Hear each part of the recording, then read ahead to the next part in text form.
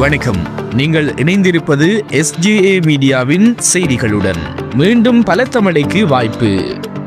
இன்று முதல் அடுத்த சில நாட்களுக்கு வடக்கு, கிழக்கு, மத்திய மற்றும் ஊவா உள்ளிட்ட பல மாகாணங்களில் பலத்த மழை பெய்யக்கூடும் என வளிமண்டலவியல் திணைக்களம் தெரிவித்துள்ளது.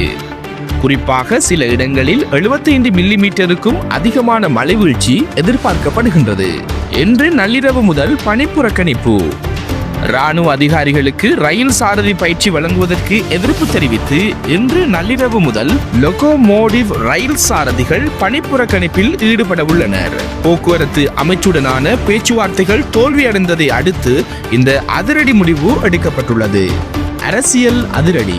நாடாளுமன்ற ஓய்வூதிய ஒழிப்பு சட்டம். நாடாளுமன்ற உறுப்பினர்களுக்கான ஓய்வூதியத்தை நீக்கும் வரலாற்று சிறப்புமிக்க சட்ட மூலம் 152 மேலதிக வாக்குகளால் இன்று நிறைவேற்றப்பட்டுள்ளது. இந்த சட்டமூலத்துக்கு ஆதரவாக 154 வாக்குகளும் எதிராக வரும் 2 வாக்குகளும் மட்டுமே அளிக்கப்பட்டன. சிகிரியாவில் சோகம், வெளிநாட்டவர் பலி. சிகிரியா பிதுருங்கல வீதியில் காட்டு யானை தாக்கியதில் 68 வயதுடைய ஹங்கேரி நாட்டு சுற்றுலா பயணி ஒருவர் பரிதாபமாக உயிரிழந்துள்ளார். தனது மனைவியுடன் நடந்து சென்று கொண்டிருந்த போதே இந்த எதிர்பாராத சோக சம்பவம் இடம்பெற்றுள்ளது. ஆஸ்திரேலியாவை வீழ்த்தியது இலங்கை.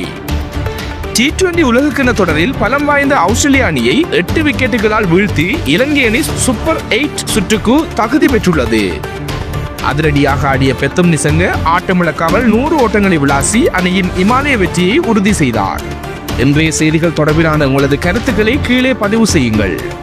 காணொளி பயனுள்ளதாக அமைந்தால் மறக்காமல் லைக் செய்து எமக்கு ஆதரவளியுங்கள். முக்கிய செய்திகளை குறுகிய நேரத்தில் அறிந்து கொள்ள எமது Facebook மற்றும் YouTube பக்கங்களை இப்போதே ஃபாலோ மற்றும் சப்ஸ்கிரைப் செய்து கொள்ளுங்கள்.